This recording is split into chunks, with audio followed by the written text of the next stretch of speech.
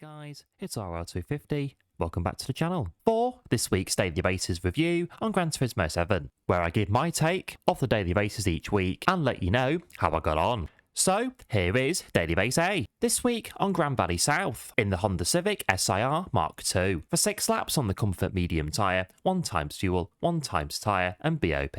And it's Grand Valley South for 137 brake horsepower, front wheel drive of the Honda Civic SIR Mark II, an early 1990s hatchback classic, taking you along with its 5-speed transmission. And a fun car, following the white lines, using higher gears to manage the weight transfer, make sure to brake in straight lines, and hone your craft. Daily Race 8 this week on Grand Valley South, drag racing down the start-finish straight, wheel to wheel on the infield, get your elbows out, and put on a show. Not the quickest, but it is a GT classic, being part of the series from the very beginning, over 2 decades ago, where its spoiler had a white stripe on it. That was remodelled and fixed for Gran Turismo 2, and it's the first car in GT7 that can be engine swapped as soon as it comes in, instead of the superseding game update. And on the whole, getting it done on Grand Valley South. Next is Daily Race B, this week on the Red Bull Ring in the Group 3 cars, for 6 laps on the racing hard tyre, 1 times fuel, 1 times tyre and BOP.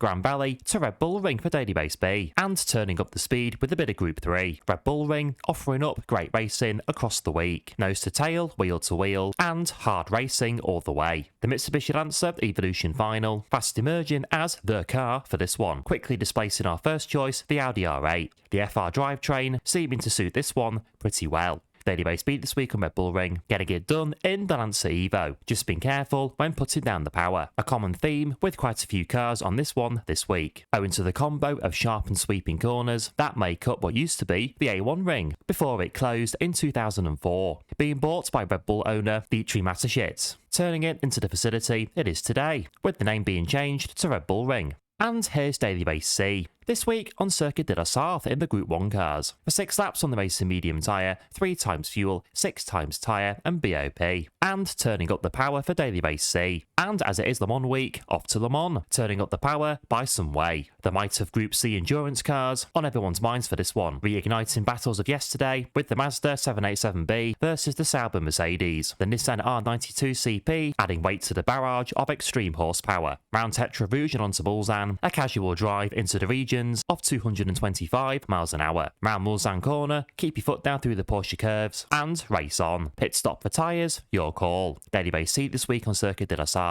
A great race in great cars. The Mazda 787B capitalising on a mechanical issue suffered by the Sauber Mercedes at Le Mans in 1991, with Johnny Herbert behind the wheel to become the first Japanese sports car to win the prestigious event, while apparently some guy called Schumacher was in the Mercedes, who ended up in Belgium later that year, all thanks to some guy called Eddie. And here are this week's daily races from my worst to best. This week, my worst daily race is Daily Race A, then it's Daily Race B, and this week, my favourite daily race on Gran Turismo 7 is Daily Race C. This week, Honda Civic Fun on Grand Valley South, and Red Bull Ring Mitsubishi Action. But this week, Group C Sports Car Action on Le Mans is our pick. Great racing as always, in great cars of yesteryear, pushing the Mazda 787B and the Sauber Mercedes to the limit. The Sauber appearing to be the car to qualifying, the Mazda the car to race. The Nissan R92 CP following along in the slipstream. But sadly, these cars were quite costly to keep running, and so the interest in Group C got less and less over the coming years, with Le Mans in 1994, the final Le Mans with Group Cs allowed on the entry list. But we get to enjoy them here,